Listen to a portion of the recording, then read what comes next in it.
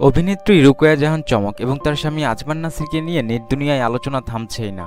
মাত্র ৩ মাস আগে তাদের বিয়ের খবর প্রকাশ্যে আসার পর নাসিরের একটি তৃতীয় বিয়ে বলে সমালোচনা শুরু হয়। চমকেরও দ্বিতীয় বিয়ের গুঞ্জন ছড়ায়। এসব নিয়ে বিরক্ত হয়ে অবশেষে মুখ খুলেছেন চমক।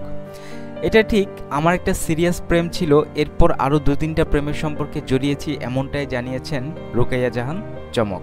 অভিনেত্রী বলেন, কেউ হাজার কোটি টাকার মালিক, কিন্তু মানুষ ঠিক না হলে কেমনে কি।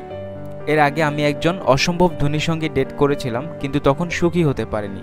ওর সঙ্গে আমার মনে হয়েছে আমি হ্যাপি, পরিপূর্ণ। বিয়ের পর চমকের স্বামীর ধনকুবের ভেবেছিলেন অনেকেই। সেই প্রসঙ্গ টেনে চমক বলেন, বিয়ের পর সবাই বলছিল যে আমার স্বামী ধনকুবের, কিন্তু বিশ্বাস করেন আমার স্বামীর চেয়ে আমি বেশি আয় করি। আর তাছাড়া আমার স্বামীর একটি তৃতীয় বিয়ে হলে কার কি এসে যায়, আমার তো কোনো সমস্যা হচ্ছে না। আমার আসলে হেরে যাওয়া মানুষের পাশে দাঁড়াতে ভালো লাগে। তিনি আরও বলেন, এই মানুষটা বারবার হেরে যাচ্ছিল, কিছুই পায়নি জীবনে। তার জীবনের সবচেয়ে বড় অর্জন যদি আমি হই, তার জীবনের সবচেয়ে বড় সুখটা যদি আমি দিতে পারি, কেন নয়। আমি তাকে অত কিছু জিজ্ঞেস করতে যাইও নি, সে আমার প্রতি প্রচণ্ড সৎ, ভালোবাসে, কেয়ার করে, এটাই আমার কাছে অনেক। তাই আবারও বলছি, আমাকে পাওয়া যদি কারো জীবনের সবচেয়ে বড় অর্জন হয়, তখন সেই মানুষটার সঙ্গে থেকে যাওয়াটাই সঠিক সিদ্ধান্ত মনে হয়েছে।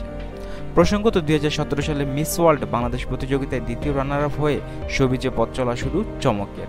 মাঝে পড়াশোনার জন্য বিরতি শেষে ২০২০ সালে ছোট পর্দায় অভিনয় শুরু করেন তিনি। চমকের উল্লেখযোগ্য নাটক ও সিরিজগুলো হলো হায়দার, হাউস নং ৯৬, মহানগর, সাদা প্রাইভেট, অসমাপ্ত ও ভাইরাল হাজব্যান্ড।